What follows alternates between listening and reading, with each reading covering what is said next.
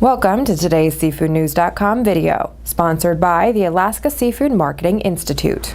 Good morning. It's Thursday, May 16th. In the seafood industry, there's thousands of meetings that take place during the course of the year, but I think few are as significant as a meeting that took place in Gloucester April 26th that worked out a comprehensive plan to recover from the current New England fisheries crisis. Credit has to be given to Gloucester Mayor Carolyn Kirk and Vito Giacaleone and other fishing activists in Gloucester who've developed a very, very comprehensive review.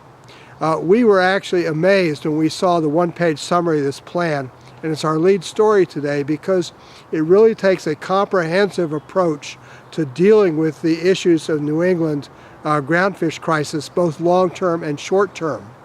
Unfortunately, at the time this conference was held, the Gloucester Times kind of panned it, saying that what we need is immediate relief now, and that any attempt to sort of focus on long-term priorities was a waste of time, I guess.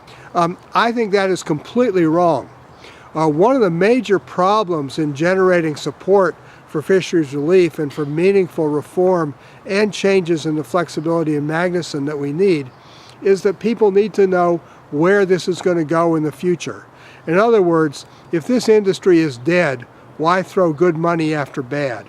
Well, what Mayor Kirk and the others in Gloucester have done is they've put together a blueprint for how a local New England-based Gulf of Maine seafood industry can really thrive in the future. And that's what that relief money is for. The need for relief is urgent. We've talked about that. There was a fishing rally on the Boston Fish Pier about that. It's unconscionable that New England fishermen are not getting the kind of income support that would routinely happen with unemployment insurance for an auto worker if their plant shut down for 6 months, or that routinely happens if a farmer has a drought or disease and their crops fail for a year. There are many programs in place to keep these people in business while the situation changes so they can go back to earning their living and making money and being productive. That is exactly the situation in New England. And without better political will to provide real fisheries relief here, the entire region's fishery is just going to be washed away by these changes in not just the fishing regulations, but changes in climate and the way in which the fleet has to become more flexible. What I thought was so good about this plan coming out from Gloucester is that it is comprehensive and also very much pays attention to short-term relief.